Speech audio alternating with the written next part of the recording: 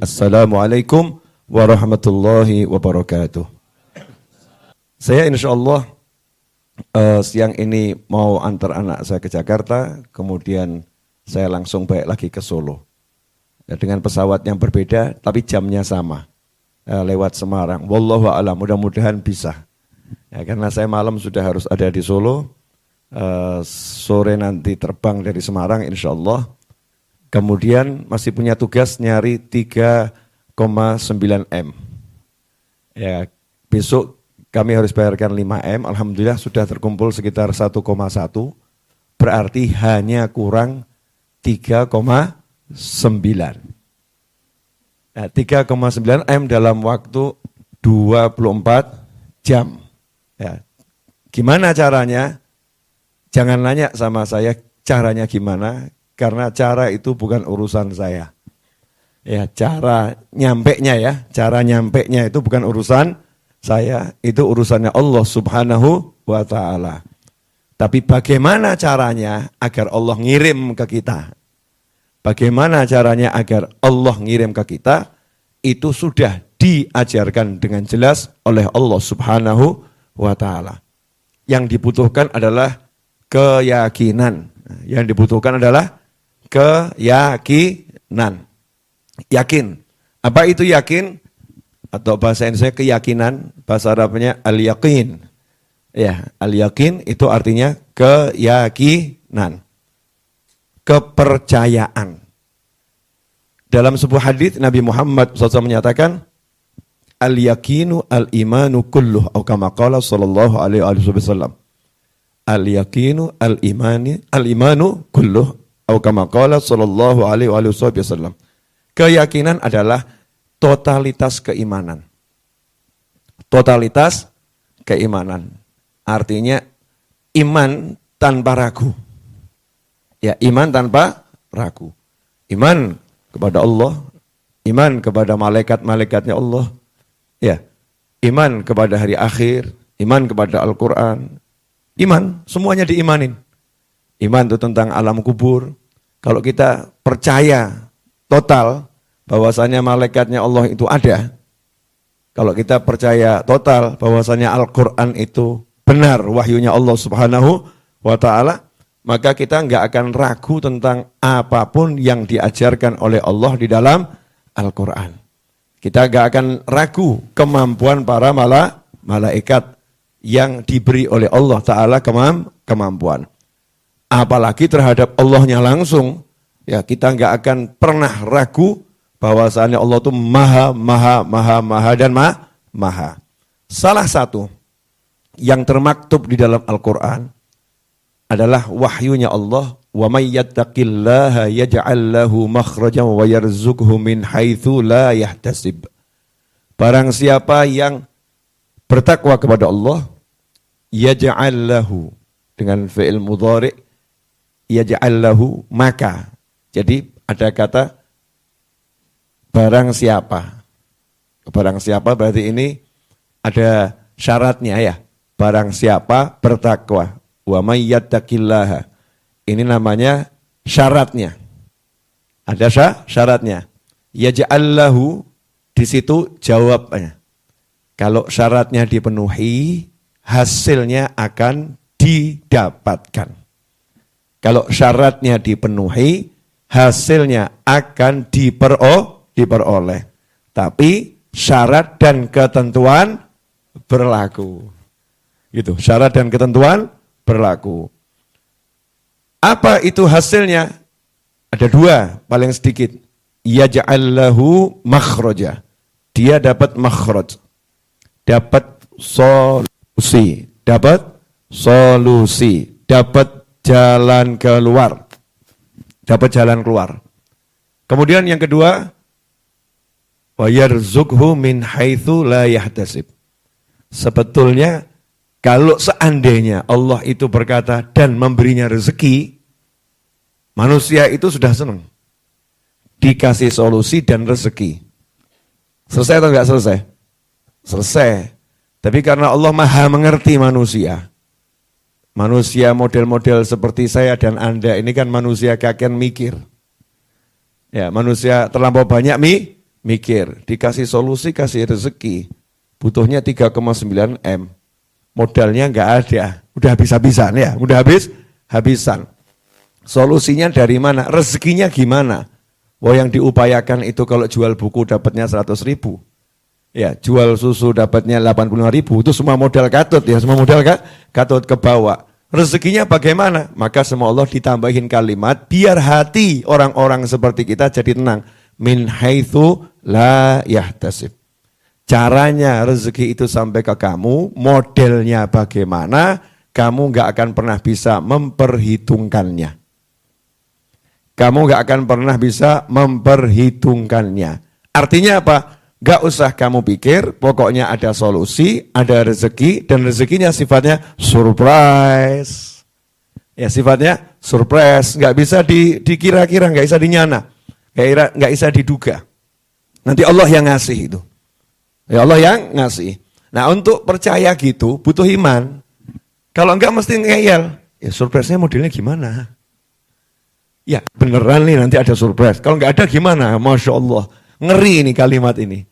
Berarti dia enggak percaya sama Allah. Enggak yakin sama Allah. Orang yang percaya yakin sama Allah itu hanya bergerak saja. Menekuni takwa. Melaksanakan perintah. Menjauhilah larangan. Perintah misalnya bekerja, ya bekerja dengan cara yang baik dan halal. Sesuai syariat. Perintah misalnya, dia seorang guru harus mengajar, ya dia mengajar. Perintah misalnya, seorang ibu harus nyayangi anak, ngurusi anaknya. Seorang istri harus ngurus suaminya. Ya jalankan itu. Ya jalankan itu. Anak bukti sama orang tua, jalankan itu. Jangan kemudian justru karena mengejar solusi,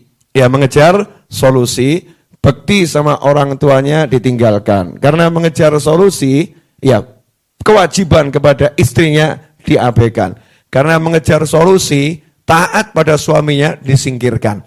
Karena mengejar solusi, sayang pada anaknya terabaikan. Karena mengejar solusi, maksiat dilakukan. Naudzubillah min dzalik. Itu enggak akan selesai. Yang ada adalah masalah demi masalah, demi masalah, demi masalah, dan rezekinya nggak akan pernah bisa menyelesaikan masalah. Naudzubillah min dzalik. Nah, gimana caranya biar bisa punya yakin itu?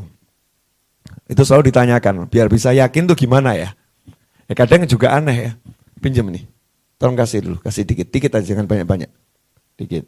Ya itu namanya belum dikasih. Jangan bakhil-bakhil, kasih, ya Allah, ya Rabbi. Dikit, jangan banyak, tapi jangan cuma setitik. Ya, dah.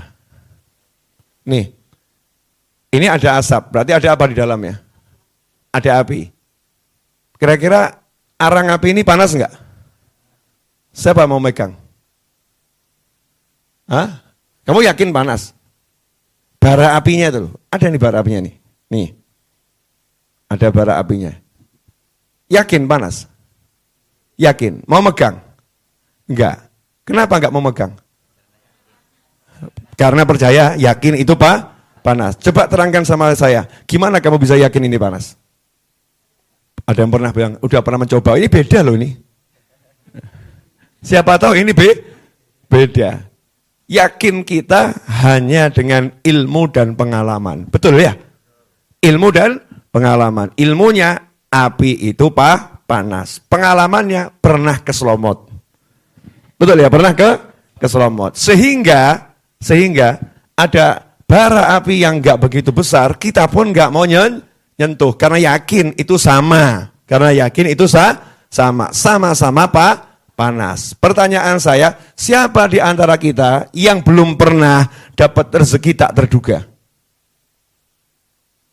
Saya yakin semua pernah dapat rezeki tak terduga, betul?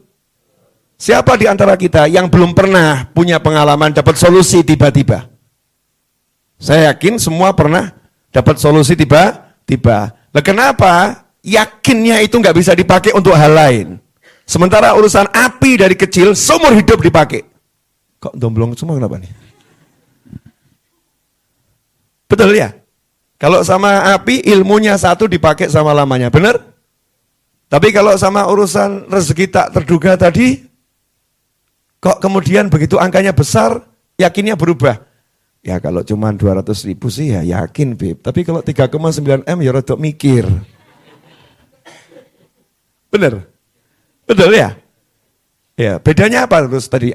Api tadi sama api-api kalian selama ini. Nah, itu.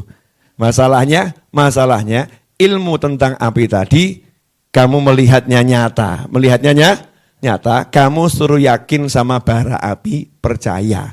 Nah, kamu disuruh yakin sama Allah kok enggak percaya. Lah itu kan ngerinya luar biasa. Betul kan? Kamu kan yakin api itu panas. Sehingga kamu lebih percaya sama bara apinya daripada Allahnya yang membuat api itu panas. Sementara Nabi Ibrahim alaihissalam yakin yang buat panas itu bukan api.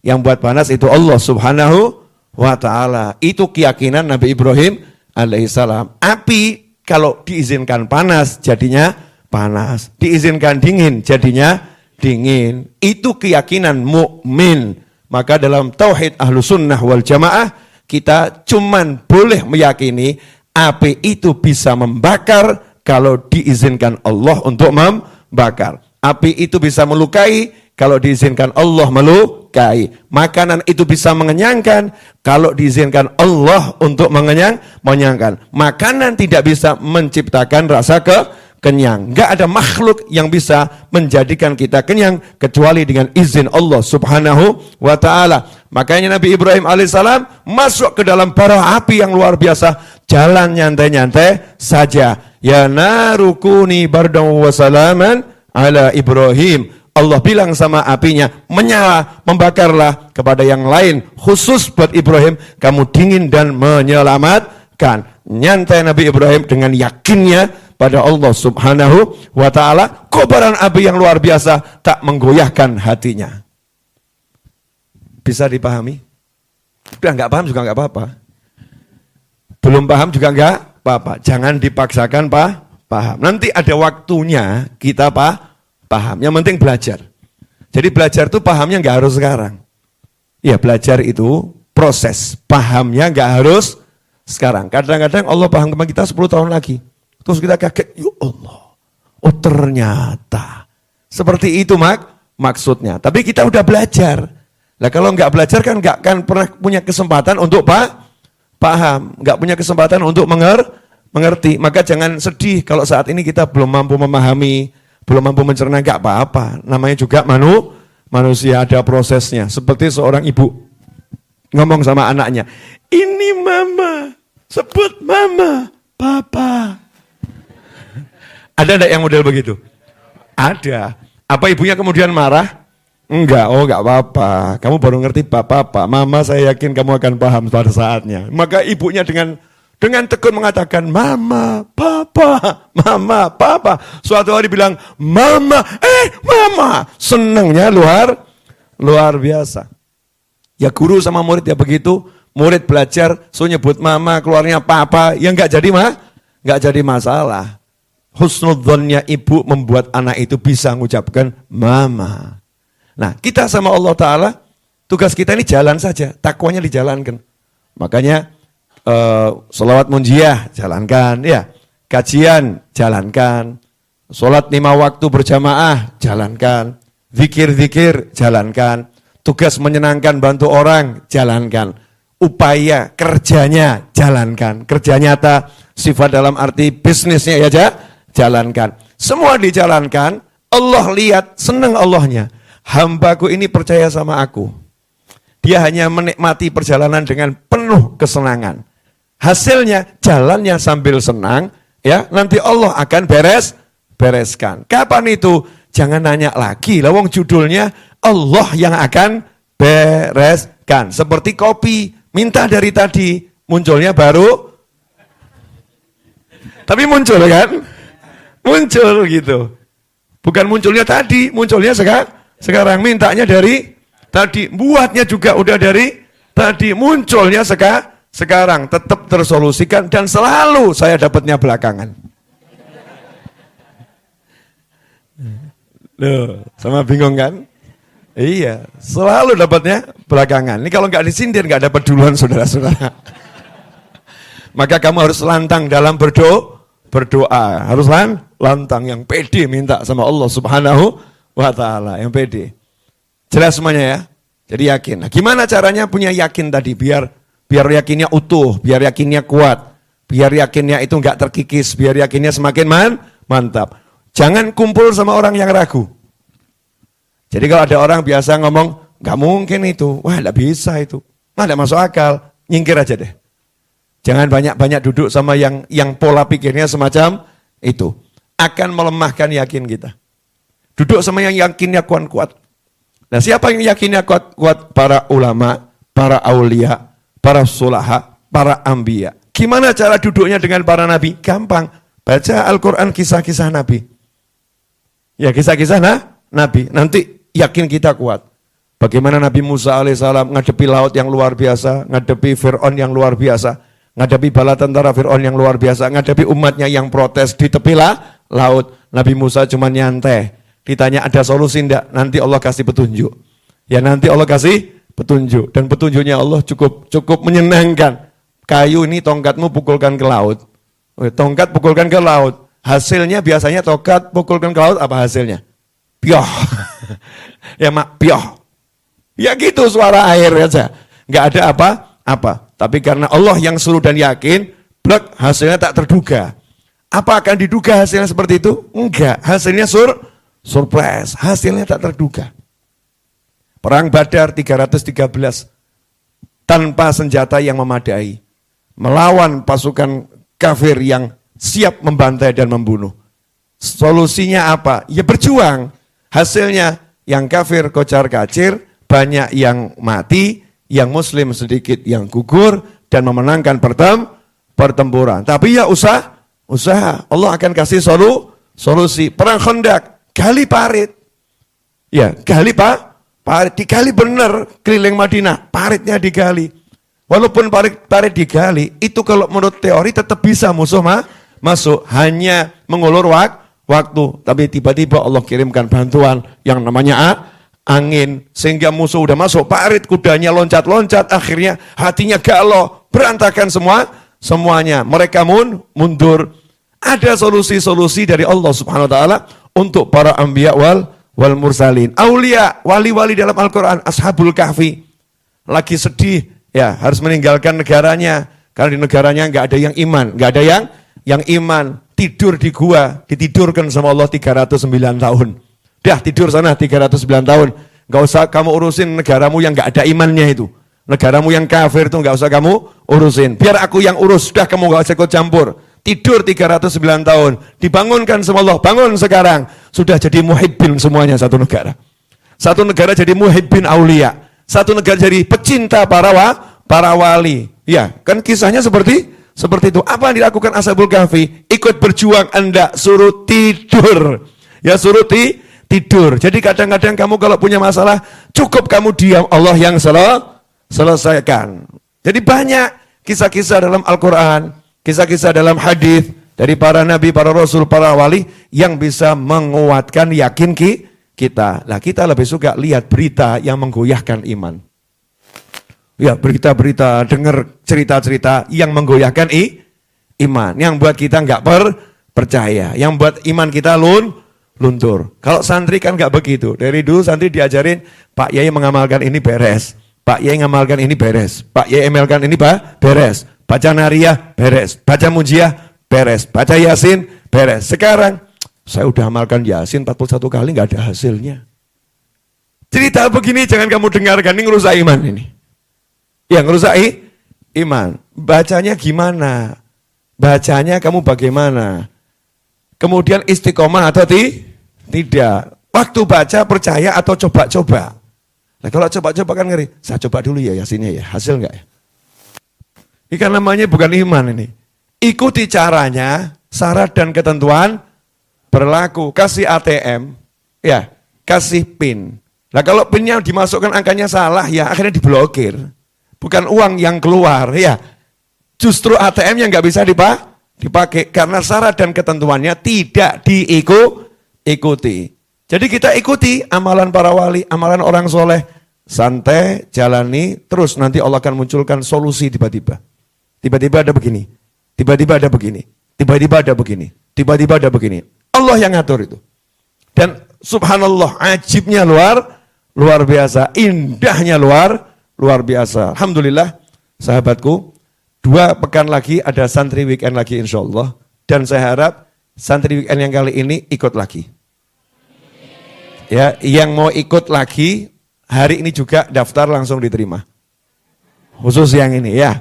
2 pekan lagi, yang ini, yang mau ikut lagi, nanti daftar sama Mbak Lulu, sama tim yang ada bagian santri weekend ya. Daftar langsung saja, mau ikut lagi 2 pekan lagi, langsung diterima khusus episode ini. Episode lain jangan ngiri. Ya, khusus episode ini. Kira-kira pengen lagi enggak ini? Gak usah banyak mikir, bisa enggak ya? Gak usah mikir. Daftar dulu aja, perkara nanti enggak jadi berangkat kan enggak apa-apa ya. Berapa hari sebelumnya tinggal mohon maaf kami cancel dulu kan boleh. Seperti pesan hotel gitu kan ya. Hamin sekian kan cancel, enggak jadi masalah. Jangan khawatir, wong enggak ada uang yang ditaruh kok. Kan enggak pakai naruh uang. Yang penting nanti Hamin 3 kita konfirmasi atau Hamin 4 kita konfirmasi sehingga kursinya bisa dipakai orang lain. 2 minggu lagi insya Allah harapan saya tiang-tiang pondasi sudah berdiri. Bulan depan insya Allah sudah dicor lantai 1. Nah Beb, urusannya besok kenapa? Ya besok nggak usah diurus sekarang, besok diurus besok. Oh besok kok diurus sekarang? Sekarang urusannya belajar mengajar. Yang ngasih informasi di medsos kan sudah ya. Ini sekarang YouTube, ini kan juga ada tulisan nih, siapa ingin ikut andil silakan transfer sesuai yang tertera di layar monitor nomor rekeningnya. Kan juga sudah munculkan, bahkan sayanya begini. Itu lihat tuh, saya begini-begini itu. Masya Allah, di YouTube tuh ya ada gambar saya begini-begini. Maksudnya aja ayo gitu, yang mau ikut andil. Ya saya nggak bisa menguasai hati orang. Nanti Allah yang akan gerakkan siapa ikut andil, ada yang 10.000, ada yang 20.000, ada yang 100, ada yang 5 juta. Siapa tahu ada yang lagi ngelamun tiba-tiba 1 M. Wallahu alam. Gak ngerti ya. Nah, nanti sadarnya belakangan. Setelah sadar, kenapa cuma 1 M? Kan begitu ya. Setelah sadar, kenapa cuma 1 M? Setelah masuk sini, ternyata ini tempat manfaatnya luar biasa. Wah, ini pahala saya dibagi orang banyak, rugi saya. Mungkin kan bisa seperti itu. Enggak ada yang ngerti. Wallahu a'lam. Tugas kita pokoknya semangat. Ya, jangan sampai kenyataan di hadapan pandangan mata, fakta di hadapan mata membuat engkau berputus asa. Jadikanlah lautan yang menggelora membakar semangatmu untuk menyeberanginya. Oh gitu. Beb, ini kalimat dari mana? Yumpuh gitu ya.